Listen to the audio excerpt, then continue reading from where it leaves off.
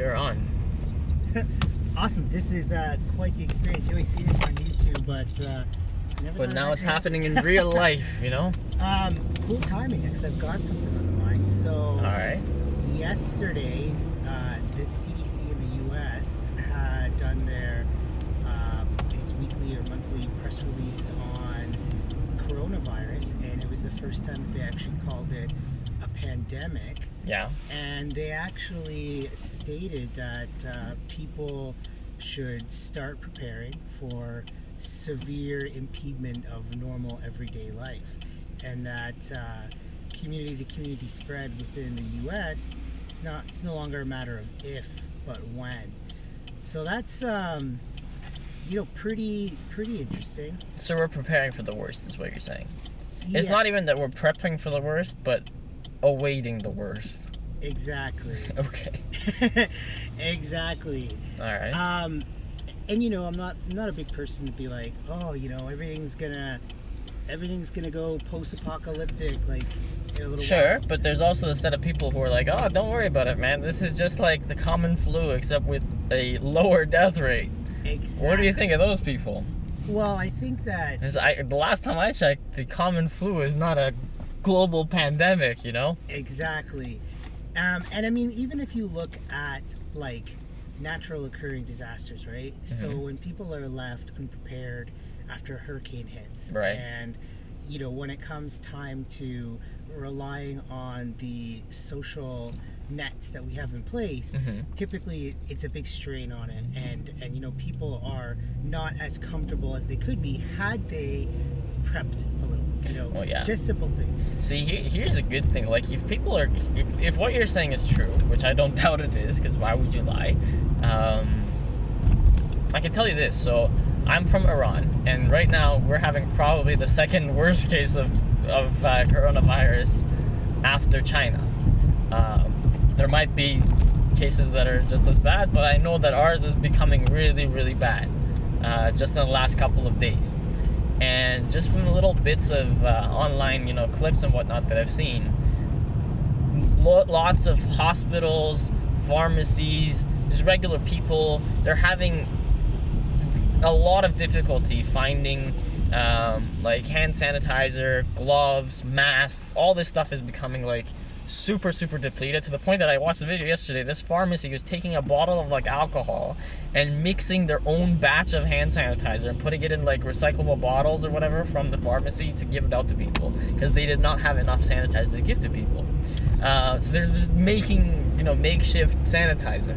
Now, if what you're saying is true, and I like the whole preparedness speech that you're giving, because it would imply that right now around the world they should really focus on maximizing the output of hand sanitizer, gloves, masks, all this stuff. Not when it hits, but before it hits, right? Yep. But I don't think that that's necessarily happening, right? No. See, if you compare this to like wartime, right? Like World War II, right? Most like factories around the US, they just switched their entire purpose to now we're gonna make stuff for the war. Whether it be airplane parts, food rations, whatever it may be, right? Mhm. So I would assume a similar like idea could be undertaken right now, right? Let's just shift our focus globally to preparing for this virus. Yeah, and for an example of a little too late, but the ability to do it is, you look at these hospitals that China built like Right. within a few days, right? Right. Like full buildings to house the sick. Right. That can be something, not at that scale, but there can be something done ahead of time. Yeah, they could. They definitely could. It's interesting, like where the CDC is at in the U.S. Yeah. as of yesterday's press release, and yesterday's Canadian, Minister of Health, like I check out their page to see what they're saying, Right. and comparatively, like the U.S. with like 57 cases of corona, Canada there's 4 in Toronto, 7 in Vancouver, and they say that it's still low risk. So it's cool to kind of see this dichotomy of like two neighboring countries. One saying, prepare for severe impediment of normal everyday life. And Canada's saying it's all good. Yeah, Don't worry. yeah. Which I think will change soon. By the time they realize what they've done. And I'm not saying that, like, hey, you know, anyone needs to go and build like a bunker or anything Right. like that. I think at a minimum, because not just in this case, but in any kind of natural disaster case, you know, having the bare minimum for, like, you know, 2 months, right, is fine. Like rice and beans, a 2-month supply is like $100 for 2 people. Right? Just to have that in your place, to just have that peace of mind. That Right. If, you know, If we had to stay home for an extended period of time. exactly, right? See, here's another thing I was thinking about yesterday, man. Like, somewhere like China, they've basically quarantined a bunch of cities, and they're like, 80 okay, million people. yeah, and they're like, okay, you're not gonna go outside, you're not gonna do this, you're not gonna do that. Which, interestingly enough, they have other government workers they're forcing to go out.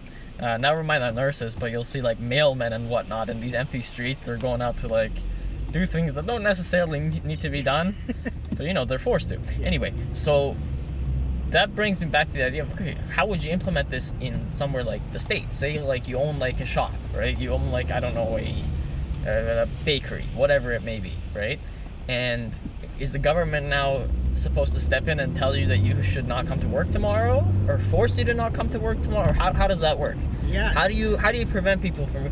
Do you tell like major employers to give your employees sick days or just time off for an indeterminate amount of time? Or Yeah, it's, how would you impose that, right? It's tough. I don't think there is any like escalating imposement. I mean, sure, maybe you know, as a precaution, they have something prepared, right? Where in the case they have to, they'll implement something. But Sure, but take a company like McDonald's. Do you Yeah. think that there's any chance that they would tell their employees, hey, tomorrow No. none of you should come to work? no, they're not. There isn't, right? So how do you now, if like one McDonald's has one person walk in with corona, the employees there get it, all the employees in that store will get it, and then you have like a hotbed of people with coronavirus that wouldn't necessarily know that they have it, and it's gonna explode, right? There's no Yes. way that wouldn't explode. Exactly. So how do you go about this? So where they are at now, like with yesterday's CDC release, Right. is they basically said there's some social preparedness you can do.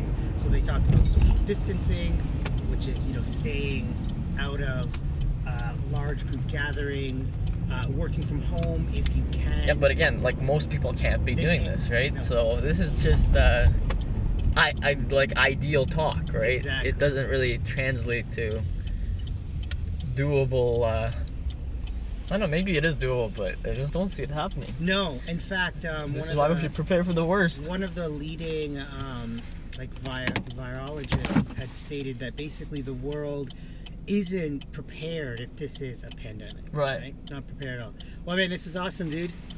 Take care, man. Thanks for Take doing care. the show. No problem. See you later, guys.